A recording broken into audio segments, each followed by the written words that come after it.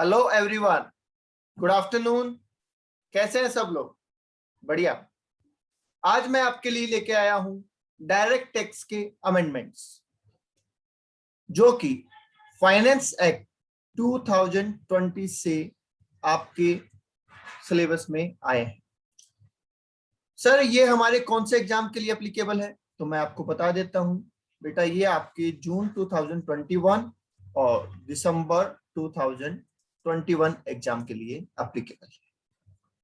इस amendment class के अंदर मैंने CMA inter and CMA final दोनों के लिए अमेंडमेंट कवर किए हैं, पर फाइनल के लिए कुछ ऐसे अमेंडमेंट भी है जो इंटर में एप्लीकेबल नहीं है, इसलिए उसका एक अलग से वीडियो आपको दिया जाएगा। Right, okay. ये अमेंडमेंट प्रीवियस ईयर 2020-21 के लिए है एंड असेसमेंट ईयर 2021-22 के लिए है। ठीक है, जो कि आपके जून और दिसंबर 21 एग्जाम के लिए एप्लीकेबल होते हैं। तो चलिए शुरू करते हैं अमेंडमेंट्स। हाँ, साथ ही साथ एक बात, अगर आपको ये पीडीएफ चाहिए जिससे हम अमेंडमेंट्स पढ़ रहे हैं, तो आप प्ले स्टोर से हमारी ऐप डाउनलोड कर सकते हैं वीएस क्लासेस के नाम। उसके स्टडी मटेरियल के सेक्शन में आपको ये नोट्स मिल जाए।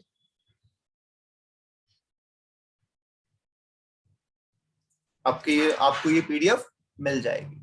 तो क्लास देखने से पहले ऐप डाउनलोड कर लें और वहां से नोट्स ले लें।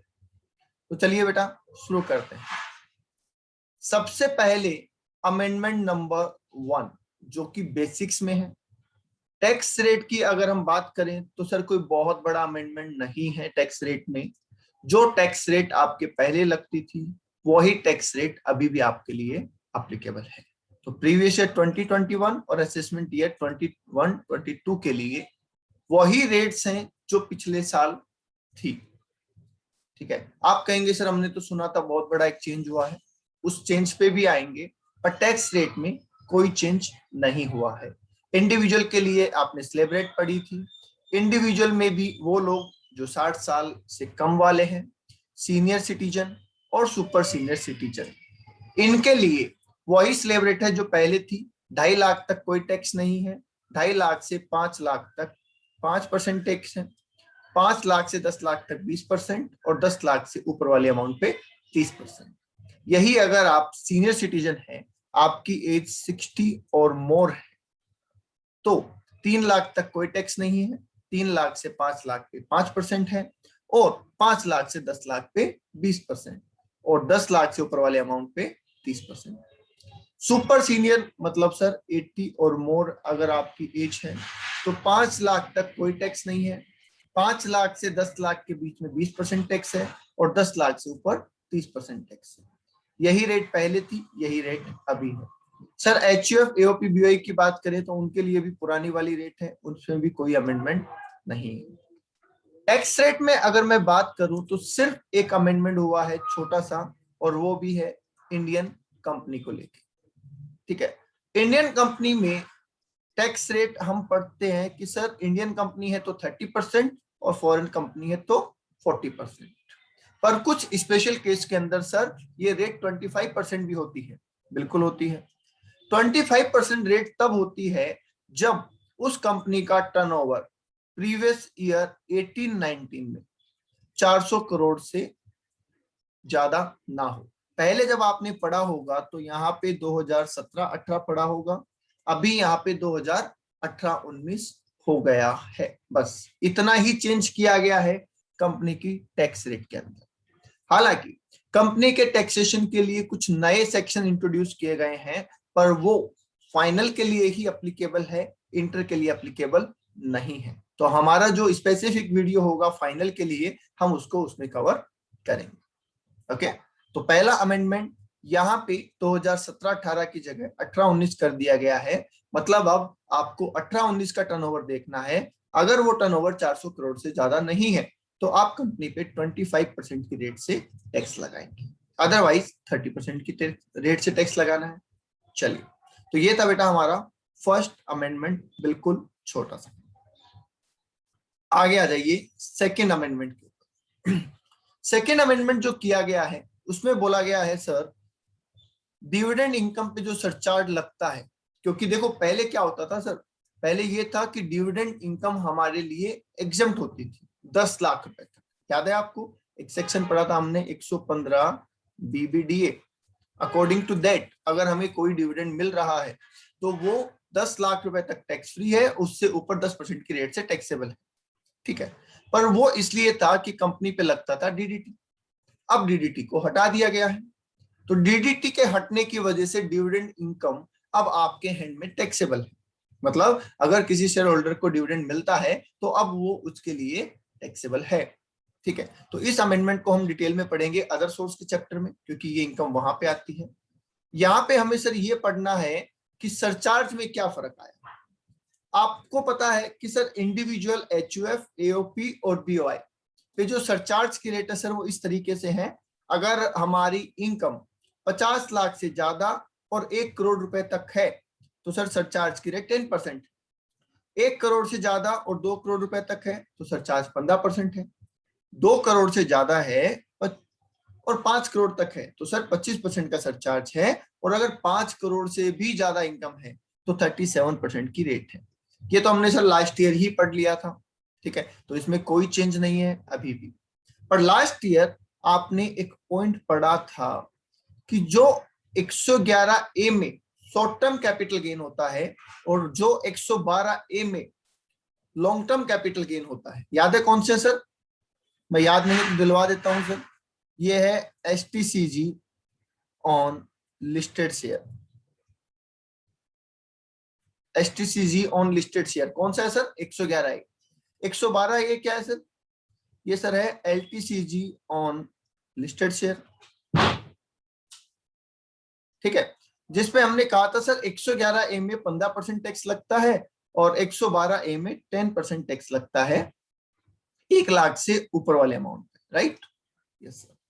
अब पिछले साल हमने ये पढ़ा था कि सर सरचार्ज की रेट तो 10, 15, 25 और 37 इनमें से कोई भी हो सकती है अकॉर्डिंग टू योर इनकम। पर इन दोनों इनकम के ऊपर 15% का ही सरचार्ज मैक्सिमम लग सकता है, उससे ऊपर सरचार्ज नहीं लग सकता। आई होप आप सबको ये याद होगा। मतलब सर अगर मेरी इनकम 4 करोड़ है, मैं एक एग्जांपल दे देता हूं। अगर मेरी इनकम सर 4 करोड़ है, उसमें 1 करोड़ का कैपिटल गेन है और 3 करोड़ की बिजनेस इनकम है।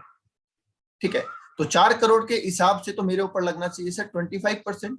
बट कैपिटल गेन पे जो टैक्स आएगा उस पे 15% ही सरचार्ज लगेगा और बिजनेस इनकम पे जो टैक्स आएगा उस पे 25% सरचार्ज लग जाएगा।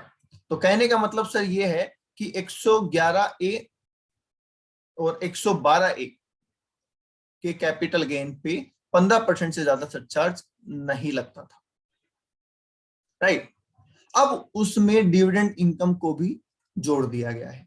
इसका मतलब सर, इसका मतलब ये हो गया कि अब डिविडेंड इनकम के जो टैक्स बनेगा, डिविडेंड इनकम का जो टैक्स बनेगा उस पे भी 15% से ज्यादा सरचार्ज नहीं लग सकता। थोड़ा सा मैं इसको एलाबरेट कर देता हूं। ठीक है, उसके लिए हम ले लेते हैं यहां। क्या सर? इसका मतलब ये है बेटा कि अगर मेरी इनकम, अभी वाला एग्जांपल ले लेता हूं सर, मेरी इनकम है 4 करोड़।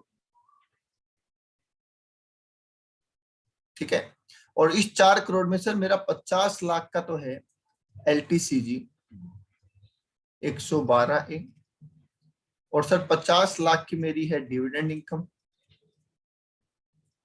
और 3 करोड़ का मेरा है बिजनेस इनकम। तो इन दैट केस पहले हम क्या करेंगे सर? एलटीसीजी का टैक्स निकालेंगे। 1 लाख पे कुछ नहीं और बाकी पे 10%, याद है ना? और इस टैक्स के ऊपर हम 15% सरचार्ज लगाएंगे। हालांकि मेरी टोटल इनकम 4 करोड़ है तो मेरे ऊपर अप्लीकेबल रेट तो 25% होती है। बट क्योंकि इस पे मैक्सिमम सरचार्ज 15% ही लग सकता है, तो पहले मैं इसका टैक्स निकालूंगा और उस टैक्स पे 15% सरचार्ज लगाऊंगा। सिमिलरली मैं डिविडेंड पे भी सर टैक्स निकालूंगा, ठीक है, और टैक्स लगा के उस पे भी 15% सरचार्ज लगाऊंगा, राइट। और बिजनेस इनकम पे जो मैं टैक्स निकालूंगा उस पे मैं 25% सरचार्ज लगाऊंगा, क्योंकि मेरी टोटल इनकम मेरे को 25% की स्लेब में लेके आ जाती है। ओके, ठीक है सर। सर एलटीसीजी पे तो टैक्स लगाना हमें आता है, 1 लाख तक कोई टैक्स लगेगा नहीं, क्योंकि 1 लाख तो एग्जम्प्ट है ना, ठीक है। और बाकी 49 लाख पे सर हम 10% लगा देंगे, क्योंकि हमने पढ़ा हुआ है 112 में 10% लगता है। ये आ जाएगा सर हमारा टैक्स, और उस पे आ जाएगा 15% सरचार्ज। ओके सर, इस पे टैक्स कैसे लगेगा? तो इस पे टैक्स लगाने के लिए बेटा आपको क्या करना है, क्योंकि डिविडेंड अदर सोर्स की इनकम है और बिजनेस इनकम है ही, तो टोटल आपकी इनकम बचती है 3.5 करोड़। इस पे पहले आप स्लेब रेट से टैक्स लगाएंगे, क्योंकि सर इंडिविजुअल है तो स्लेब रेट लगेगी ना, तो आप स्लेब रेट से टैक्स लगाएंगे। फिर आप इस टैक्स के 2 हिस्से करेंगे प्रोपोर्शनेटली, ठीक है। प्रोपोर्शनेटली आप इसके 2 हिस्से करेंगे। कैसे? सर मैं टोटल टैक्स निकालूंगा और total tax upon 3.5 crore into 50 lakh, इस तरीके से करूंगा। तो क्या ये टैक्स ऑन डिविडेंड आ गया? यस सर, ये टैक्स ऑन डिविडेंड आ गया। और जो बैलेंस बचेगा उसके लिए अपने आप ही हो जाएगा total tax upon 3.5 crore total income into 3 crore. तो ये आ जाएगा टैक्स ऑन बिजनेस इनकम। अब इस टैक्स पे मैं 15% सरचार्ज लगाऊंगा, क्योंकि मैक्सिमम मैं 15% ही लगाना है मुझे डिविडेंड इनकम पे, और इस इनकम पे मैं सरचार्ज लगा दूंगा 25%, राइट। ओके, तो सर दोबारा सुन लीजिए एक बार फिर कह देता हूं कि सर टोटल इनकम में अगर आपके 111 का शॉर्ट टर्म कैपिटल गेन, 112 का लॉन्ग टर्म कैपिटल गेन या डिविडेंड इनकम है, तो ये सारी कहानी करने की जरूरत है। अगर इनमें से कोई इनकम नहीं है तो आप सिंपली अपना टैक्स लगाइए और सरचार्ज लगाइए, तब तो कोई सोचने वाली बात नहीं है। बट अगर इनमें से कोई इनकम है तो सर इन इनकम पे 15% से ज्यादा सरचार्ज नहीं लग पाएगा, ठीक है। फाइनेंस एक्ट में इन दोनों को मना किया था, 111A और 12A को, और इस फाइनेंस एक्ट 2020 में डिविडेंड इनकम को भी मना कर दिया है। तो सर इन तीनों इनकम पे मैक्सिमम सरचार्ज 15% ही लग सकता है। तो इन दैट केस आपको इनका टैक्स निकालना है, एलटीसीजी का अलग से निकालना है, एसटीसीजी 111A हुआ तो उसका अलग से निकालना है, डिविडेंड इनकम का अलग से निकालना है, और बिजनेस इनकम का अलग से निकालना है। क्योंकि डिविडेंड और बिजनेस इनकम पे वैसे स्लेब रेट लगनी है, तो उसके लिए आपको क्या करना है, पहले टोटल टैक्स निकाल लीजिए और फिर उस टोटल टैक्स को क्या कर दीजिए, आप प्रोपोर्शनेट कर दीजिए, राइट। तो उससे आपके पास डिविडेंड इनकम पे लगने वाला टैक्स अलग से आ जाएगा, और सर बाकी इनकम पे लगने वाला टैक्स अलग से आ जाएगा। डिविडेंड इनकम पे आप 15% ही सरचार्ज लगा सकते हैं, इसलिए आप मैक्सिमम 15% लगा दीजिए, और बाकी इनकम पे जो भी एप्लीकेबल आपकी स्लेब है यहां से वो लगा दीजिए, राइट। ये केस तभी अराइज होगा जब आप इन दोनों 25% या 37% में आ रहे हैं। अगर आप 15% में आ रहे हैं तो ठीक है, 15% तो वैसे भी आप लगा सकते हैं। आई होप ये आप सबके लिए क्लियर होगा। अगर कोई डाउट है तो आप पूछ सकते हैं। चलिए सर, तो ये था हमारा अमेंडमेंट नंबर 2। आगे चलते हैं सर अमेंडमेंट नंबर 3 के ऊपर। ये आपका बहुत ही इंपॉर्टेंट अमेंडमेंट है, बहुत ही इंपॉर्टेंट अमेंडमेंट है, तो इसको आप ध्यान से समझ लीजिए।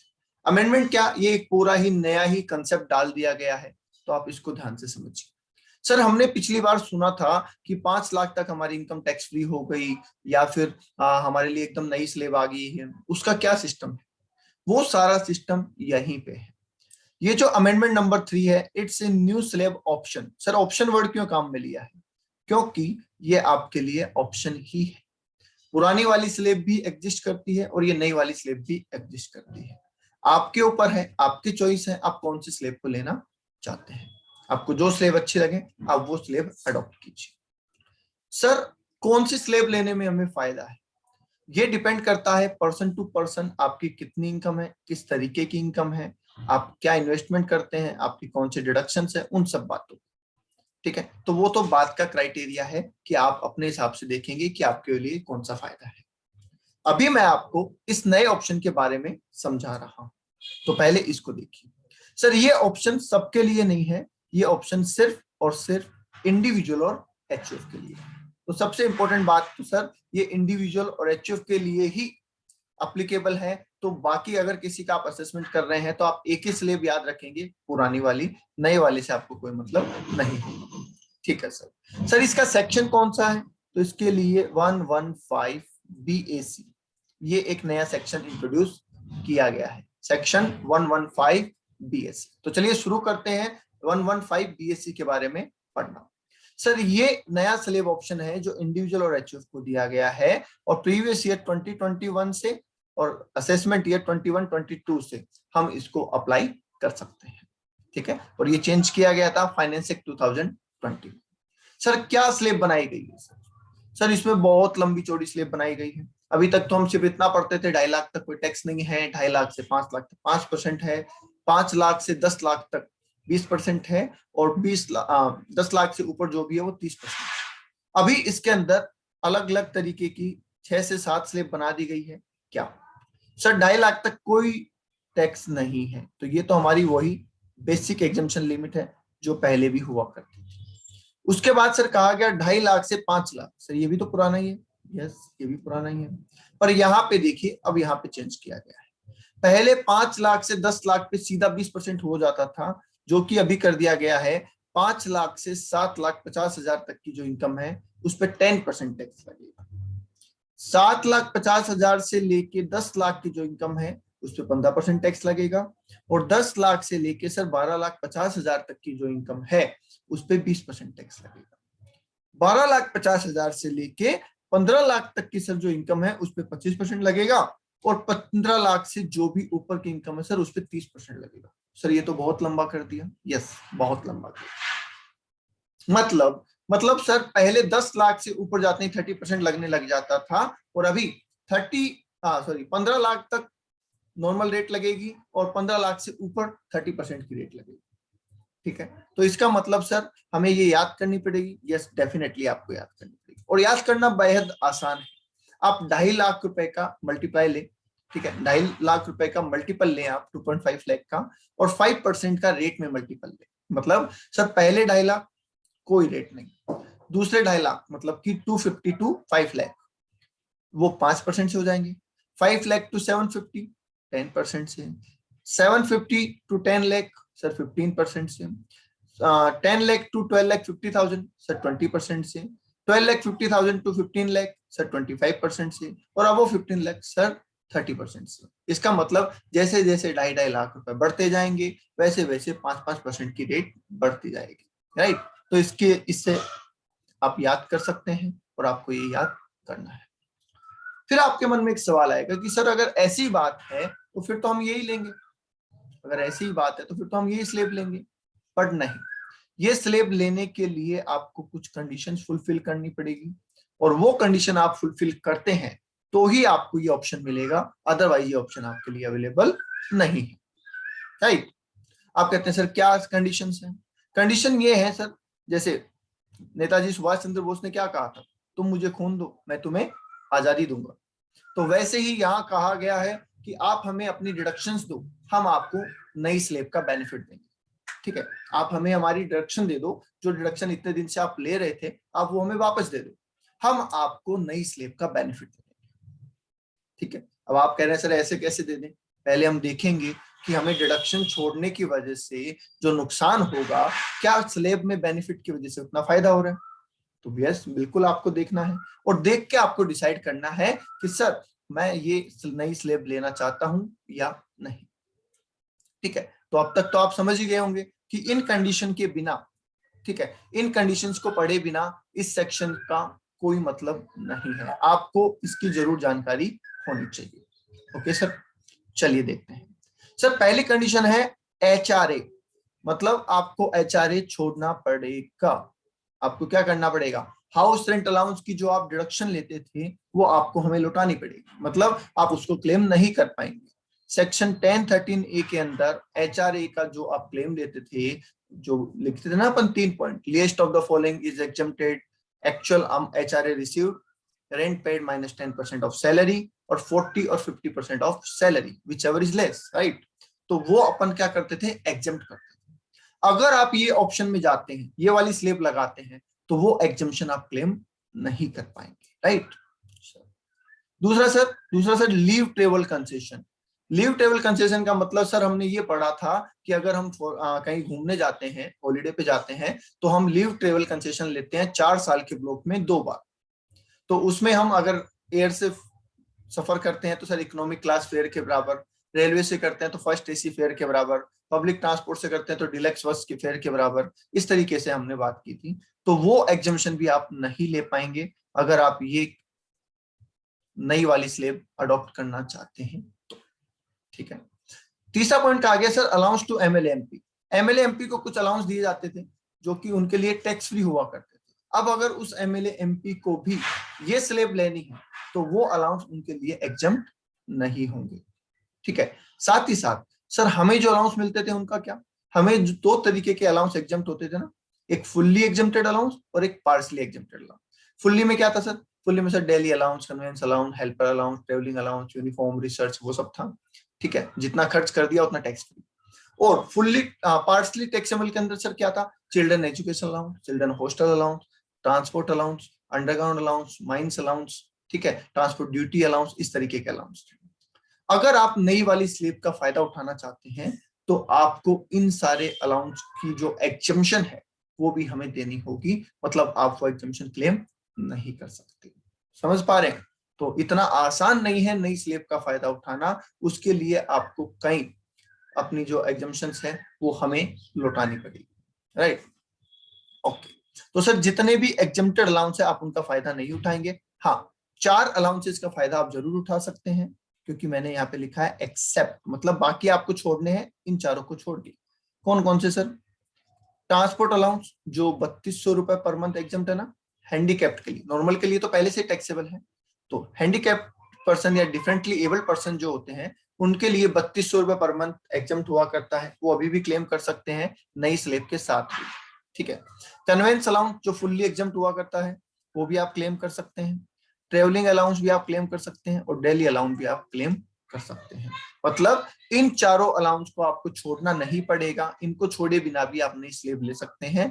इनके अलावा बाकी जितने भी अलाउंस आपके एग्जम्प्ट थे, चाहे पूरा और चाहे पार्शियली, वो आपको एग्जम्पशन छोड़नी पड़ेगी। ओके, ठीक है। एक बार मैं इसको दूसरे वे में भी बता देता हूं, अगर आप पुरानी स्लेब लेते हैं तो जो अलाउंस फुल्ली टैक्स फ्री हुआ करते थे वो फुल्ली टैक्स फ्री होंगे, जो पार्शली टैक्स फ्री हुआ करते थे वो पार्शली टैक्स फ्री होंगे। बट अगर आप नई स्लेब लेते हैं तो जो फुल्ली टैक्स फ्री हुआ करते थे सर वो भी फुल्ली टैक्सेबल हो जाएंगे, और जो पार्शली टैक्सेबल होते थे वो भी फुल्ली टैक्सेबल हो जाएंगे। समझ पा रहे हैं, इन चारों को छोड़ के। उसके बाद सर डिडक्शंस, सैलरी के चैप्टर में सर हम डिडक्शंस लेते थे 3, सेक्शन 16 में, 16(1)(a), 16(2) और 16(3), 16(1)(a), 16(2) और 16(3). तो 16(1)(a) में हम स्टैंडर्ड डिडक्शन लेते थे सर 50,000 रुपए की, ठीक है। 16(2) के अंदर ये था 1A, ठीक है। 16(2) में सर हम इंटरटेनमेंट अलाउंस लेते थे, और 16(3) के अंदर हम प्रोफेशनल टैक्स की छूट लेते थे।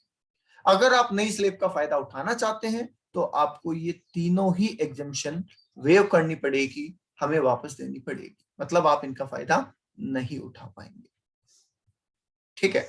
ओके, अच्छा यहां तक अगर आप गौर करेंगे तो मैंने जो आपको ये बना के दिए हैं नोट्स, ये इस हिसाब से बना के दिए हैं कि यहां तक हमने जो एग्जम्पशन छोड़ी है वो सारी सैलरी चैप्टर की एग्जम्पशन है, ठीक है। सैलरी में जो एग्जम्पशन और डिडक्शंस लेते हैं उनको आपको छोड़ने को कहा गया, ओके।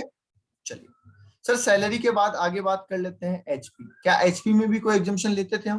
बिल्कुल लेते थे, डिडक्शंस लेते थे सेक्शन 24 में, ठीक है। तो सेक्शन 24 में जो डिडक्शंस लेते थे वो भी आपको छोड़नी पड़ेगी। कैसे sir? Interest on loan on self occupied house property, section 24B में, आपको याद होगा सेक्शन 24B में हम सेल्फ ऑक्यूपाइड प्रॉपर्टी के लिए और लेट आउट प्रॉपर्टी के लिए दोनों के लिए इंटरेस्ट ऑन लोन की डिडक्शन लेते थे, ठीक है। तो अभी आपको बोला गया है कि आपको सेल्फ वाली डिडक्शन नहीं मिलेगी अगर आप नई स्लेब में जाना चाहते हैं, तो लेट वाली वो ले सकते हैं। इसका मतलब अगर आपने कोई हाउस प्रॉपर्टी लेट आउट कर रखी है सर, तो उस पे आप इंटरेस्ट ऑन लोन लेस कर सकते हैं, नई स्लेब फिर भी मिल जाएगी आप। बट अगर आपके पास कोई सेल्फ ऑक्यूपाइड हाउस प्रॉपर्टी है तो उस पे आप अपना इंटरेस्ट ऑन लोन का डिडक्शन नहीं ले पाएंगे अगर आपको नई स्लेब लेनी है तो। और अगर आपने वो डिडक्शन ली तो फिर आप नई स्लेब नहीं ले पाएंगे, तो दोनों में से काम एक ही हो पाएगा, ठीक है। तो ये यहाँ पे एक रेस्ट्रिक्शन एचपी के अंदर आपके ऊपर डाली गई। अच्छा, यहाँ पे एक और प्रॉब्लम आई, सेट ऑफ, ठीक है। एचपी का ही जिक्र हो रहा है इसलिए यहीं पे बोल देता हूं मैं कि सर आज तक हमने ये पढ़ा था कि हाउस प्रॉपर्टी का जो लॉस है वो इंटरहेड एडजस्टमेंट हो सकता है ना, बिल्कुल हो सकता है सर इंटरहेड एडजस्टमेंट, पर ये एडजस्टमेंट मैक्सिमम 2 लाख तक हो सकता है, ऐसा हमने पढ़ा था। बट अगर आप ये ऑप्शन ले रहे हैं तो इंटरहेड एडजस्टमेंट हो ही नहीं पाएगा। No interhead adjustment for let out property. Sir let out क्यों लिखा, सेल्फ क्यों नहीं लिखा? भैया सेल्फ के लिए तो पहले ही मना कर दिया ना, ध्यान से देखो। सेल्फ ऑक्यूपाइड प्रॉपर्टी में तो इंटरेस्ट लेस करने का पहले ही मना कर दिया। जब आप इंटरेस्ट लेस करोगे नहीं तो सेल्फ वाले में तो लॉस होगा नहीं, समझ पा रहे हैं? जब आप सेल्फ ऑक्यूपाइड हाउस प्रॉपर्टी में इंटरेस्ट लेस ही नहीं करेंगे तो उसमें तो लॉस होगा नहीं। लेट आउट प्रॉपर्टी में लॉस हो सकता है, उस लॉस की भरपाई आप इंट्रा हेड ही कर सकते हैं, इंटर हेड नहीं कर पाएंगे, फिर आपको उस लॉस को सीधा कैरी फॉरवर्ड ही करना पड़ेगा अगर आप ये नई स्लिप का फायदा उठाना चाहते हैं तो। क्लियर? तो ये जो दोनों पॉइंट इंट्रोड्यूस किए गए हैं ये एचपी के चैप्टर की डिडक्शंस आपको छोड़ने को कहा गया है। अब आ जाते हैं सर आगे। आगे सर आइए बीएनपी के ऊपर बात कर लेते हैं। सर बीएनपी में हमने पढ़ा था एडिशनल डेप्रिसिएशन सेक्शन 32(1)(2)(a) के अंदर। तो अगर आप नई स्लेब का फायदा उठाना चाहते हैं सर तो आपको एडिशनल डेप्रिसिएशन को छोड़ना पड़ेगा। मतलब एडिशनल डेप्रिसिएशन आप साथ क्लेम नहीं कर सकते अगर आपको नई स्लेब में जाना है तो, राइट। इसके साथ बहुत सारी और भी डिडक्शन छोड़ने को कहा गया है, मैंने नाम नहीं लिखा है, मैंने सेक्शंस लिखे हैं तो मैं बता देता हूं। सर सबसे पहले लिखा है सेक्शन 32AD जो कि इन्वेस्टमेंट अलाउंस से डील करता है। फिर लिखा है 33AB जो tea coffee and rubber development account से डील करता है। याद होगा आपको, जितना अमाउंट आप इस अकाउंट में डिपॉजिट करते हैं वो या फिर 40% of business profit which ever is less. Next point है सर 33ABA जो साइट रीस्टोरेशन फंड की बात करता है कि उसमें जो आप स्पेशल अकाउंट खुलवा के उसमें जो पैसा डिपॉजिट करते हैं वो या 20% of the profit which ever is less. इतनी रिडक्शन आपको यहाँ पे दी जाती थी। सर 35 में साइंटिफिक रिसर्च की बातें होती थी। साइंटिफिक रिसर्च में आपने इन हाउस रिसर्च पढ़ा था और आउटसोर्स पढ़ा था, तो वो सारी रिडक्शन भी आपको छोड़नी पड़ेगी, ठीक है। साथ ही साथ सर हमने 35AD पढ़ा था। 35AD किसका था सर? मैं याद दिला देता हूं सर, 35AD था स्पेसिफाइड बिजनेस, ठीक है। तो स्पेसिफाइड बिजनेस में आप जो एग्जाम अलग से डिडक्शन लेते थे वो भी आपको नहीं मिलेगी, ठीक है। आगे लिखा है सर 35CCC। 35CCC में आप जो डिडक्शन लेते थे वो भी आपको नहीं मिलेगी। मतलब ये सारे जितने भी डिडक्शंस आपको मिलते थे ये सारे आपको छोड़ने पड़ेंगे, तभी आप इस नई स्कीम में आ सकते हैं, वरना आप नई स्कीम में नहीं आ सकते। सर ऐसा लग रहा है कि एक ऑप्शन हमें दिया स्लैब का और उसके लिए हमसे सब कुछ लूट लिया, ठीक है। तो जो भी है बेटा यही है। अगर आप चाहते हैं मैं नई स्लैब का कैलकुलेशन करूं तो आपको अपनी इनकम कैलकुलेट करते टाइम पे जब आप पांचों हेड की इनकम कैलकुलेट कर रहे होंगे तो इन पॉइंट्स का आपको ध्यान रखना है और इनको क्लेम नहीं करना है, तभी आप नई स्लैब ले पाएंगे, अदरवाइज आप नई स्लैब क्लेम नहीं कर पाएंगे। ओके, चलिए। उसके बाद sir deductions for family pension other source में सर हमने पढ़ा था, अदर सोर्स के अंदर, राइट, पढ़ा था क्या? Yes sir. अदर सोर्स में सर हमने ये पढ़ा था कि अगर हमें फैमिली पेंशन मिल रही है तो 1/3 ऑफ पेंशन और 15,000 रुपए दोनों में जो भी कम हो उतनी हम डिडक्शन क्लेम कर लेते हैं, जिसको हम स्टैंडर्ड डिडक्शन कहते हैं, right. Yes sir, family pension जब मिलती है ना, तो 1/3 ऑफ पेंशन और 15,000 रुपए जो भी कम हो उसको हम as a standard deduction claim कर लेते हैं और वो हमें उस पर टैक्स नहीं देना होता। पर सर अगर आप नई स्लेब में जाना चाहते हैं तो आप ये डिडक्शन क्लेम नहीं करेंगे, आप पूरी फैमिली पेंशन को अदर सोर्स की इनकम में इंक्लूड करेंगे, राइट? ओके सर, नेक्स्ट आ जाइए सर, एग्जम्पशन फॉर क्लबिंग। आपको याद है 1032? सुना सुना लग रहा है? यस सर, कुछ याद तो आ रहा है। तो देखिए 1500 रुपए पर चाइल्ड, क्या बोला गया था आपको कि अगर आपकी इनकम में किसी माइनर चाइल्ड की इनकम क्लब होती है तो उस रिगार्डिंग आपको अप टू 1500 की एग्जम्पशन मिलती है। मतलब बच्चे की जितनी इनकम आपकी इनकम में जुड़ेगी उसमें से 1500 रुपए कम कर दिए जाएंगे। अगर इनकम ही 1500 से कम है तो पूरा एग्जम्पशन मिल जाएगा, और इनकम 1500 से ज्यादा है तो 1500 रुपए उसमें से लेस कर दिए जाएंगे। ठीक है, अब सर जब आप नई स्लेब में जा ही रहे हो, फायदा उठा ही रहे हो, तो आपको इस एग्जम्पशन की जरूरत क्या है? तो ये एग्जम्पशन हमें वापस दे दो। ठीक है, तो इसका मतलब सर अगर मैं नई स्लेब में जाता हूं तो क्या मैं एग्जम्पशन नहीं ले पाऊंगा? नहीं बेटा, आप ये एग्जम्पशन नहीं ले पाएंगे, राइट?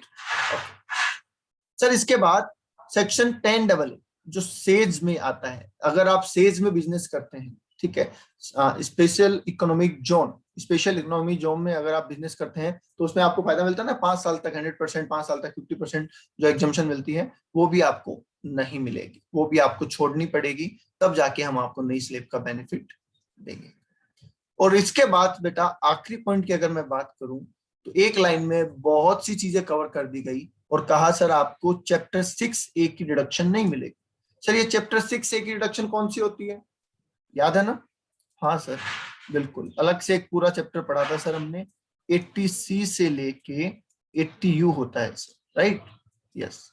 तो लास्ट पॉइंट कह रहा है कि अगर आप नई स्लेब का बेनिफिट उठाना चाहते हैं तो आप 80C से लेके 80U तक किसी भी डिडक्शन को क्लेम नहीं करेंगे। ठीक है, एक्सेप्ट 80JJAA। किसका है JJA? सर वो एडिशनल वर्कर्स का है। और 80CCD2 एम्प्लॉयर कंट्रीब्यूशन, याद है? Employer contribution to NPS। ठीक है, तो वो छोड़ के बाकी सारी डिडक्शंस आपको वेव करनी पड़ेगी, छोड़नी पड़ेगी, हमें वापस लौटानी पड़ेगी। ओके सर, ये तो बड़ा ही मुश्किल काम हो गया। बिल्कुल हो गया बेटा, मैं एक बार रिवाइज करवाता हूं आपको, ठीक है, क्योंकि एक बार में आपको याद नहीं होगा। सुनिए क्या बोला सर। सर ये बोला इसने कि अगर आप, क्या बोला इसने कि अगर आप नई स्लेब में जाना चाहते हैं तो पहली कंडीशन ये है कि आप इंडिविजुअल और एचयूएफ होने चाहिए, तो ही आपके लिए ये नया सेक्शन है जिसको हम 115 बीबीसी कहते हैं, हाँ बीएससी कहते हैं। उसके बिना, इंडिविजुअल और एचयूएफ हुए बिना आप इस ऑप्शन में जा ही नहीं सकते, ये ऑप्शन आपके लिए है ही नहीं। ठीक है, तो सबसे पहली रिक्वायरमेंट तो सर आपका इंडिविजुअल एचयूएफ होना है, तभी आप सेक्शन 115 बीएससी का फायदा उठा सकते हैं।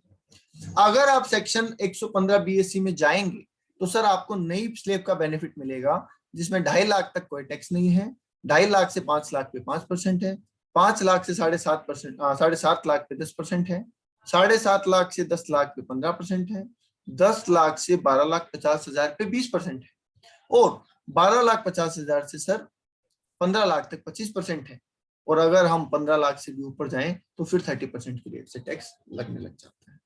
सर स्लेब तो अच्छी है पर मुझे इसका फायदा उठाने के लिए क्या करना पड़ेगा? तो बेटा आपको इस स्लेब का फायदा उठाने के लिए हमें ये सारी डिडक्शंस लौटानी पड़ेगी जो तुम इतने साल से क्लेम कर रहे हो। सर कौन सी लौटानी पड़ेगी? तो बेटा पहले सैलरी चैप्टर की बात करें तो एचआरए आप क्लेम नहीं कर पाओगे, एलटीसी आप क्लेम नहीं कर पाओगे, एमएलए एमपी को जो अलाउंसेज मिलते हैं वो क्लेम नहीं कर पाएंगे, एग्जेम्प्टेड अलाउंसेज आप क्लेम नहीं कर पाएंगे। हालांकि एग्जेम्प्टेड अलाउंसेज में आप ट्रांसपोर्ट, कन्वेंस, ट्रेवलिंग और डेली अलाउंस को क्लेम कर सकते हैं, इसके अलावा किसी भी अलाउंस को आप क्लेम नहीं कर पाएंगे, राइट? चलिए सर जो डिडक्शंस मिलती है क्या वो क्लेम कर सकते हैं? नहीं। 3 डिडक्शन आपको सैलरी चैप्टर में मिलती है, एक स्टैंडर्ड डिडक्शन, दूसरा एंटरटेनमेंट अलाउंस के लिए डिडक्शन जो सिर्फ गवर्नमेंट एम्प्लॉय को मिलती है, और प्रोफेशनल टैक्स की डिडक्शन, ये तीनों डिडक्शन भी आप क्लेम नहीं कर पाएंगे अगर आप नई स्लेब का बेनिफिट उठाना चाहते हैं तो, राइट। Okay sir.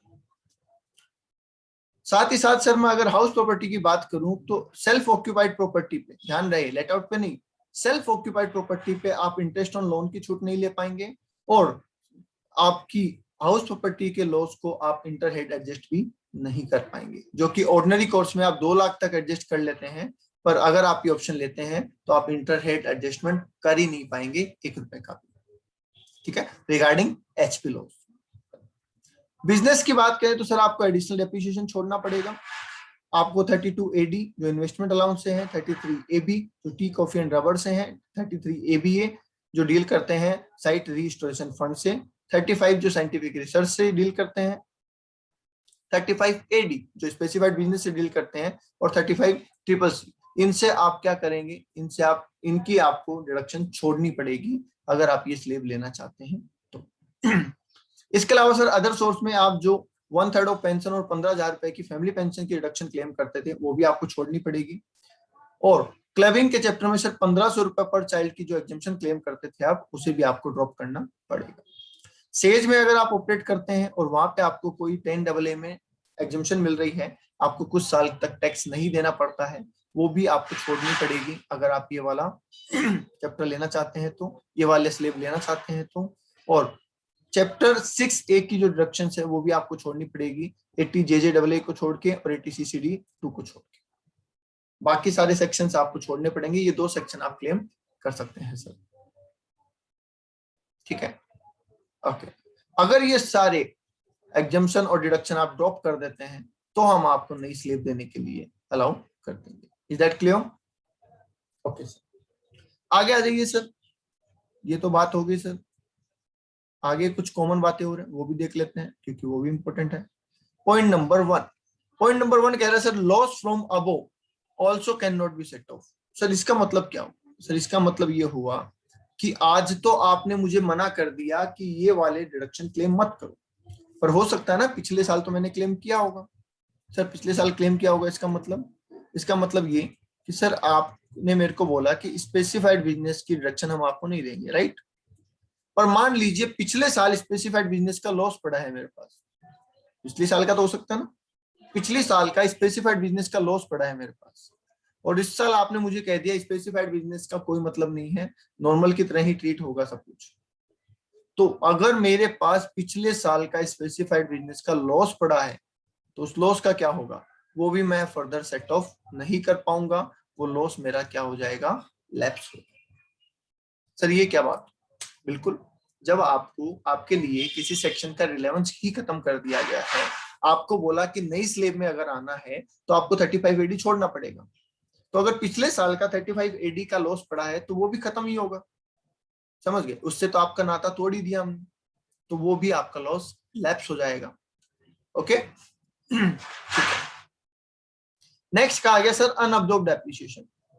ये भी हमारा सेट ऑफ के पॉइंट में ही एक पॉइंट आता है, अनअब्जॉर्ब्ड डेप्रिसिएशन।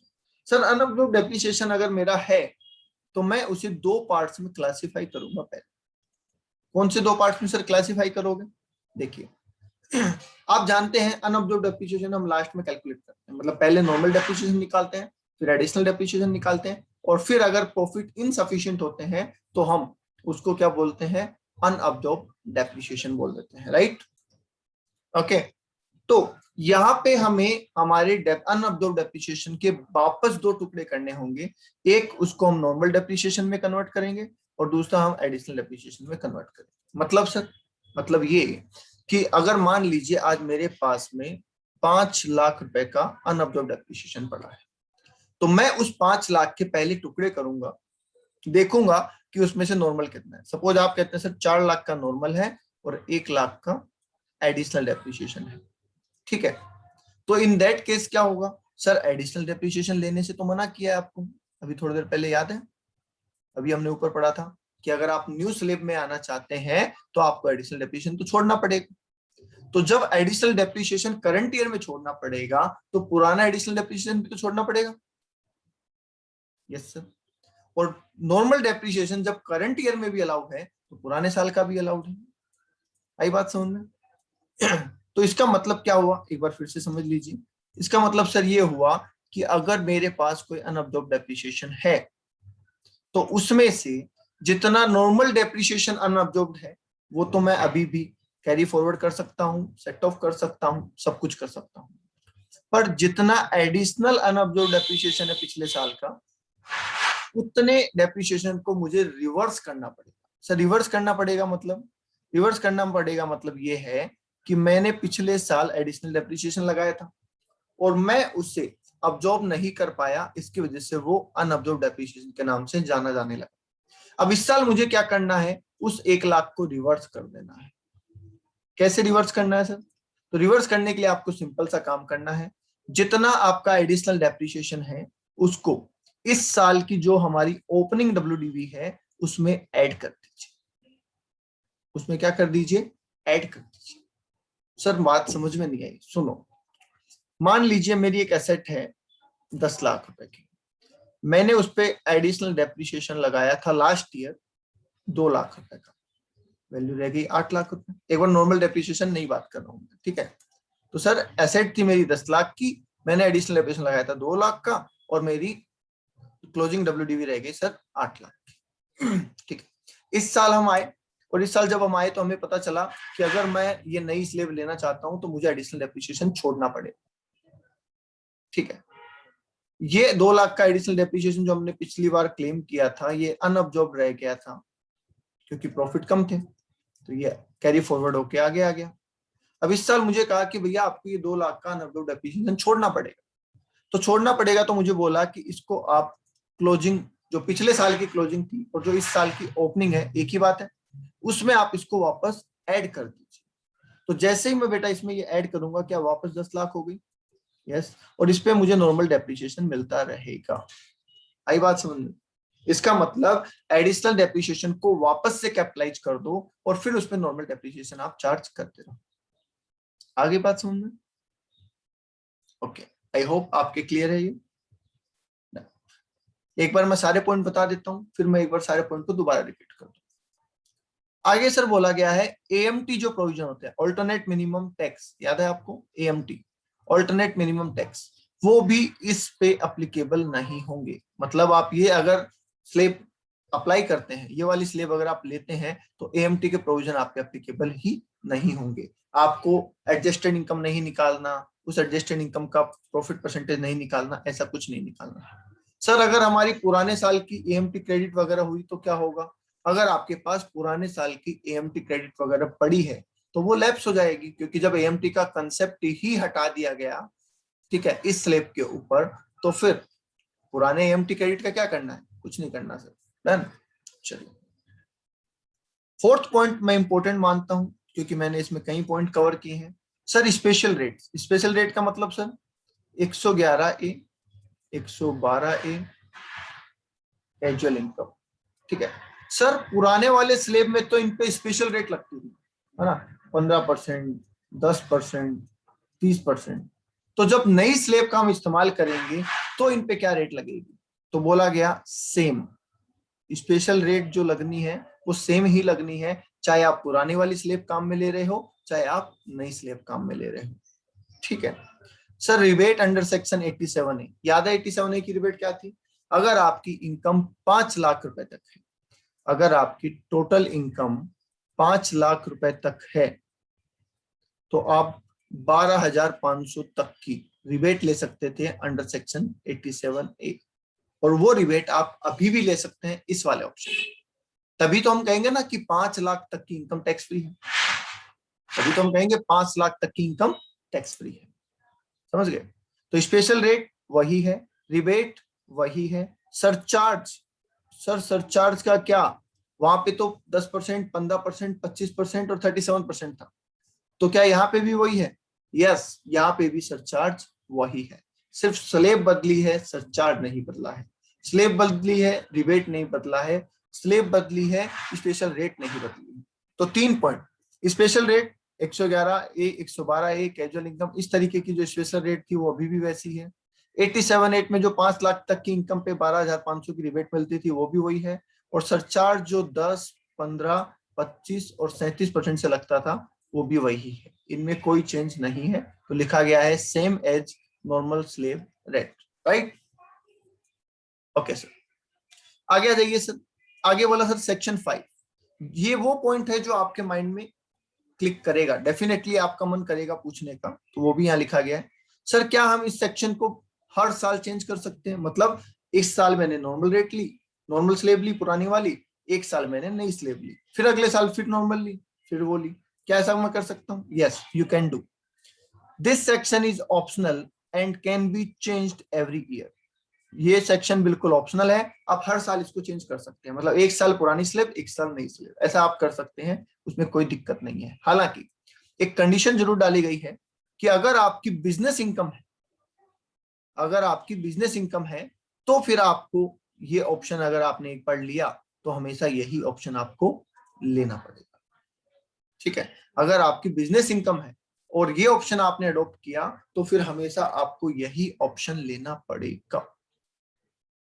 ठीक है, आप उसको चेंज नहीं कर सकते।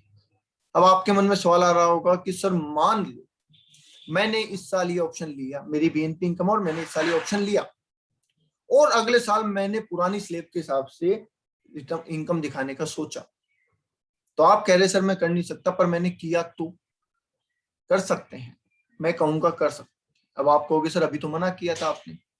मैंने ये कहा कि अगर आपने एक बार ये स्लेब ली तो आपको यही लेनी होगी, बट अगर आपने ये लेने के बाद इसको ड्रॉप किया तो फिर जिंदगी भर आप ये ऑप्शन दोबारा नहीं ले पाएंगे। तो कहने का मतलब है आर या पार, एक बार ये लिया तो यही लेते रहो, और उसके बाद अगर इसको छोड़ दिया तो ये कभी दोबारा नहीं ले पाओगे, in case of business income only. और अगर बिजनेस इनकम नहीं है तो फिर ठीक है, फिर आप एक दिन, एक साल ही, एक साल वो, एक साल ही, एक साल वो, ऐसा भी कर सकते हैं। समझ गए? Yes sir. सर एक बार दोबारा बता दो, एक बार दोबारा सुन लो बेटा। अगर आपकी बिजनेस इनकम नहीं है तो आप हर साल ऑप्शन स्विच कर सकते हैं, एक साल पुराना स्लेब, एक साल नया स्लेब, एक साल पुराना स्लेब, एक साल नया स्लेब, इसमें कोई दिक्कत नहीं है। ठीक है, बट अगर आपकी बिजनेस इनकम है तो अगर आप पुरानी लेते जा रहे हैं कोई दिक्कत नहीं है, आप नई स्लेब लेते हैं, एक बार नई स्लेब ली तो हर साल आपको नई स्लेब ही लेनी पड़ेगी। बट अगर आपने फिर भी नई स्लेब में जाने के बाद उसको छोड़ा और पुरानी स्लेब में वापस आए तो फिर आप नई स्लेब में कभी भी नहीं जा पाएंगे, उसके रास्ते आपके लिए हमेशा हमेशा के लिए बंद हो जाएंगे। ओके, ठीक। अच्छा सर, एक और कॉम्बिनेशन इसमें समझ में आता है कि आज मेरा बिजनेस चल रहा है, ध्यान से सुनना, आज मेरा बिजनेस चल रहा है सर, ठीक है, मैंने आज नई स्लेब में टैक्स दिया, अगले साल भी बिजनेस चल रहा है तो अगले साल भी मैं नई में दूंगा, 3-4 साल ऐसा चलता रहा, मैं नई स्लेब में टैक्स देता रहा, अब मेरा बिजनेस बंद हो गया, अब मेरी कोई बिजनेस इनकम नहीं है, तो क्या अब मैं पुरानी स्लेब में आ सकता हूँ? यस, अब आप पुरानी स्लेब में आ सकते हैं, उस पर वो रेस्ट्रिक्शन नहीं लगेगी कि लाइफ टाइम आप दोबारा नहीं जा पाएंगे। वो रेस्ट्रिक्शन तभी है जब बीएनपी इनकम के होते हुए आप स्लेब को स्विच करते हैं बार बार। ठीक है, तो आई होप आपके माइंड में ये पॉइंट क्लियर हो गया होगा। ठीक है, लास्ट पॉइंट में दोबारा रिपीट कर देता हूं, अगर मेरी बीएनपी इनकम है, मैं नई स्लेब में चला जाता हूँ और जब तक बिजनेस चलेगा तब तक मुझे नई स्लेब में ही रहना है, और बिजनेस बंद होने के बाद अगर मैं पुरानी स्लेब में आता हूँ तो मैं आना जाना चालू रख सकता हूँ, उस पर कोई रेस्ट्रिक्शन नहीं है। बिजनेस चलते रहने के दौरान अगर मैं पुरानी में वापस आया तो मैं नई में वापस नहीं जा पाऊंगा। ओके, चलिए सर, ये एडिशनल जो बातें आपने बताई एक बार दोबारा बता दो। चलो मैं एक बार एक काम करता हूँ, पूरी स्कीम ही आपको दोबारा दिखा देता हूँ। ठीक है, थोड़ा टाइम लगेगा, नो प्रॉब्लम एट ऑल, ध्यान से समझ लीजिए।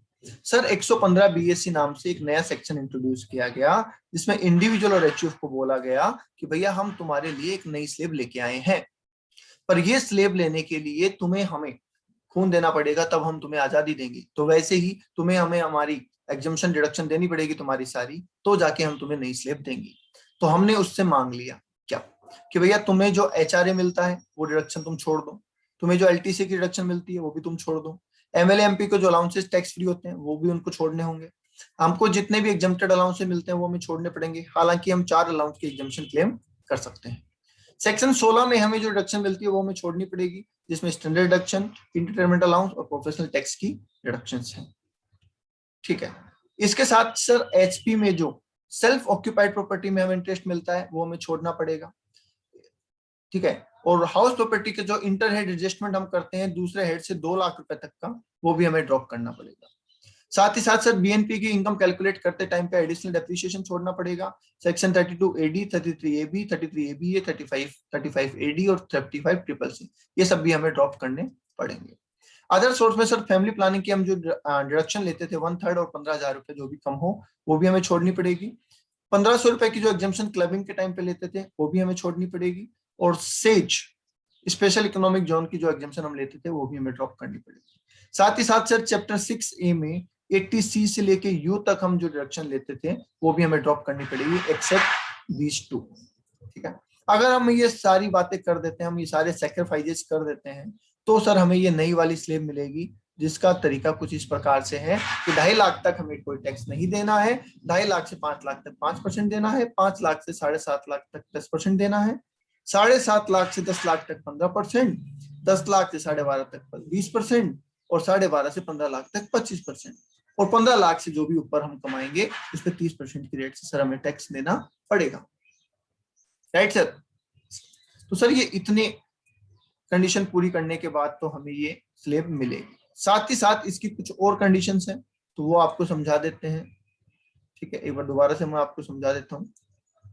चलिए पहले मैं इसको थोड़ा सा क्लियर कर दूं ताकि आपके और इजीली समझ में आ जाए, राइट।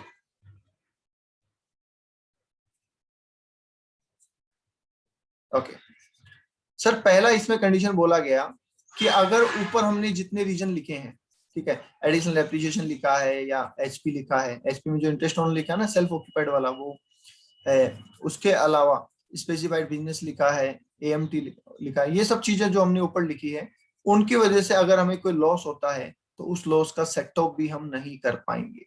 जब हमने उस लॉस को ही छोड़ दिया, उन रीजंस को ही छोड़ दिया, तो उनकी वजह से अगर हमें पहले कोई लॉस हुआ था तो उसका भी सेट ऑफ हम नहीं कर पाएंगे, ठीक है। एग्जाम्पल के तौर पे मैंने बता दिया कि सर आपको स्पेसिफाइड बिजनेस के लिए इस बार मना कर दिया गया है इस स्कीम में आने के लिए, तो अगर पिछले साल आपको स्पेसिफाइड बिजनेस में कोई लॉस हुआ था तो उस लॉस को आप सेट ऑफ नहीं कर पाएंगे और वो लॉस आपका लैप्स हो जाएगा।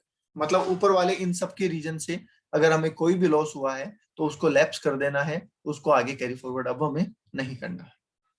सर अनअब्जॉर्ब्ड डेप्रिसिएशन अगर पुराना हमारे पास पड़ा है तो उसे 2 हिस्सों में बांटना है, एक नॉर्मल डेप्रिसिएशन का अनअब्जॉर्ब्ड और एक एडिशनल डेप्रिसिएशन का अनअब्जॉर्ब्ड।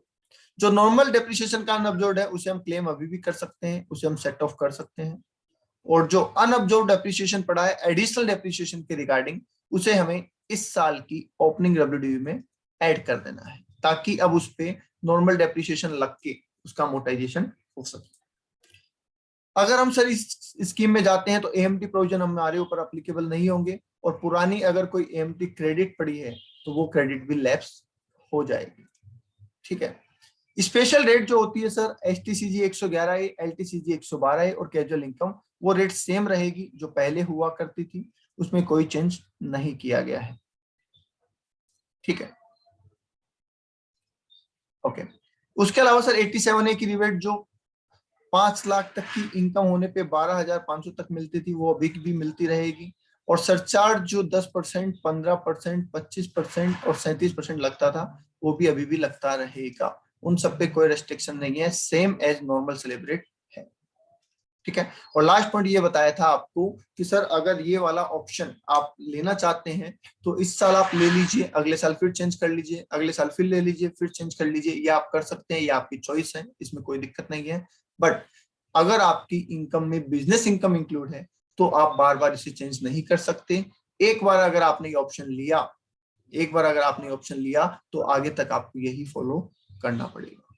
ये फॉलो करने के दौरान अगर आपने एक बार इसको ड्रॉप कर दिया तो आप जिंदगी भर इस ऑप्शन को दोबारा नहीं ले पाएंगे, ठीक है। हालांकि अगर बिजनेस बंद हो गया होगा आपका, फ्यूचर में अगर कोई बिजनेस नहीं रहता है तो आप फिर ऑप्शन दोबारा चेंज करने के लिए कैपेबल हो जाएंगे, राइट। आई होप यहां तक क्लियर होगा आपके, बहुत ही मेजर अमेंडमेंट था ये, ओके। चलिए तो आज के लिए इतना ही करते हैं, छोटे छोटे वीडियोस बना रहे हैं, ठीक है। तो आज के लिए इतना ही करते हैं, नेक्स्ट वीडियो में मिलेंगे कल। तो यहाँ तक अगर आपको कोई डाउट हो तो मेरा नंबर ऊपर लिखा हुआ है, मैं आपको दिखा देता हूँ। ठीक है, ये मेरा नंबर आपके सामने लिखा हुआ है, आप मुझे कॉल कर सकते हैं, मैसेज कर सकते हैं। ठीक है, मैसेज ड्रॉप करके छोड़ दीजिए, आपके पास डेफिनेटली आंसर आ जाएगा। आज के लिए इतना ही, थैंक यू। वीडियो कैसा लगा ये आप जरूर बताइएगा कमेंट बॉक्स में, तो जिससे हमें पता चलता रहे और आगे हम उसको और बेटर कर सकें। Thank you.